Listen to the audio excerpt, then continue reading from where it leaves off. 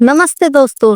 क्या आपको पता है कि अगले 10 साल में आपकी जिंदगी को कोई और कंट्रोल कर सकता है और वो कोई इंसान नहीं बल्कि एक मशीन होगी। जी हाँ, मैं बात कर रही हूँ आर्टिफिशियल इंटेलिजेंस की, जिसे हम एआई कहते हैं। एक रिपोर्ट कहती है कि 2030 तक एआई भारत की अर्थव्यवस्था में $1 ट्रिलियन यानी करीब 80 लाख करोड़ रुपए जोड़ सकता है।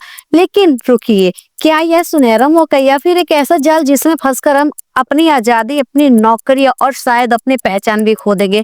इस वीडियो में हम एआई की इस क्रांति को खंगालेंगे हर एंगल से, बिना किसी लाग लपेट के। तो चलिए डीप लाइव लेते हैं।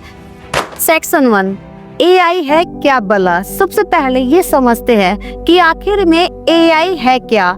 आसान भाषा में कहूँ तो एआई मशीनों को दिमाग देता है। जैसे आप अपने दोस्त को सिखाते कि चाय कैसे बनानी है, वैसे ही एआई को डेटा खिलाकर सिखाया जाता है। आज आप नेटफ्लिक्स पर कोई सीरीज देखते हैं और वो आपको अगली सलाह देता है, भाई ये वाला ट्राई कर। ये एआई का ही खेल है। भारत में भी ये कमाल हो रहा है। मिसाल के तौर पर ओला ड्राइवरलेस गाड़ियों पर काम कर रही है। कल्पना करो, सड़क पर गाड़ी चल रही है और ड्राइवर सीट खाली, या फिर हॉस्पिटल में एआई एक्सरे देखकर बता रहा है कि ये कैंसर है या नहीं, और वो भी डॉक्टर से तेज। लेकिन ये तो बस ट्रेलर है, पिक्चर अभी बाकी है। सेक्शन 2, नौकरियों का खेल बनेगा या बिगड़ेगा? अब बात करते हैं असली मुद्दे की, एआई का हमारी जिंदगी पर क्या असर होगा। अच्छी खबर ये है कि एआई नए करियर बना रहे हैं। डाटा साइंटिस्ट, एआई इंजीनियर्स, ऐसे जॉब्स की डिमांड आसमान छू रही है। लेकिन दूसरी तरफ एक डरावना सच भी है। वर्ल्ड इकोनॉमिक फोरम की एक रिपोर्ट कहती है कि 2025 तक एआई और ऑटोमेशन से 8.5 करोड़ नौकरियां खत्म हो सकती है। फैक्ट्री में रोबोट्स काम करेंगे,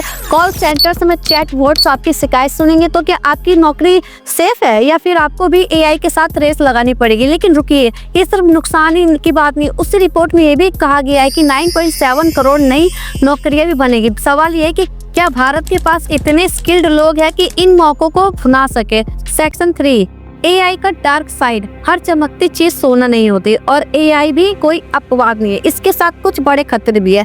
पहला, प्राइवेसी। सेकंड, आपका फोन, आपका आधार कार्ड, आपकी ऑनलाइन शॉपिंग, सब डेटा एआई के पेट में जा रहा है। कौन गारंटी देगा कि कोई कंपनी या सरकार इसका गलत इस्तेमाल नहीं करेगी? दूसरा खतरा, ब्याज। 22, मान लीजिए एक एआई को सिर्फ शहरों का डेटा देकर ट्रेन किया जाए तो वो गांव वालों के लिए गलत फैसले ले सकता है। भारत जैसे देशों में जहां डेटा का ढांचा अभी भी कमजोर है और ये और भी खतरनाक हो सकता है। सोचिए, अगर एआई से लोन अप्रूवल हो और आपके इलाके को गरीब समझकर रिजेक्ट कर दे तो ये सवाल आपको रातों की नींद उड़ा सकता है। सेक्शन 4, सरकार का मास्टर प्लान। अब सरकार इसमें खेल कहाँ खेलेगी? भारत ने एआई फॉर ऑल नाम से एक स्ट्रेटजी लॉन्च की है। मकसद एआई को हर भारतीय तक पहुंचाना।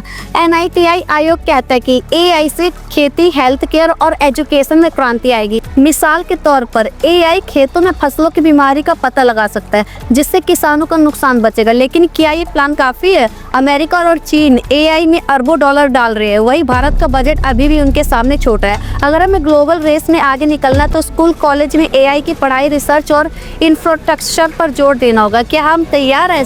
सेक्शन 5, 2030 का भारत सपना है डरावना सच। अब कल्पना करो, साल 2030, सड़कों पर ड्राइवरलेस गाड़ियां, हॉस्पिटल में रोबोट डॉक्टर और शायद आपकी जॉब भी एआई कर रहा हो। क्या भारत एआई का सुपर पावर बन जाएगा या फिर हम डेटा की गुलामी में फंस जाएंगे? जवाब हमारे हाथ में। अगर हम अभी से सही कदम उठाए, स्किल्स सीखे, सरकार को सही नीतियां बनाने के लिए प्रेशर डाले और एथिकल एआई पर फोकस करें तो एआई भारत को नई ऊंचाइयों पर ले जा सकता है। लेकिन अगर हम सोते रहे तो ये क्रांति हमें कुचल भी सकती है। आप क्या कहते हैं, एआई हमारा दोस्त बनेगा या दुश्मन?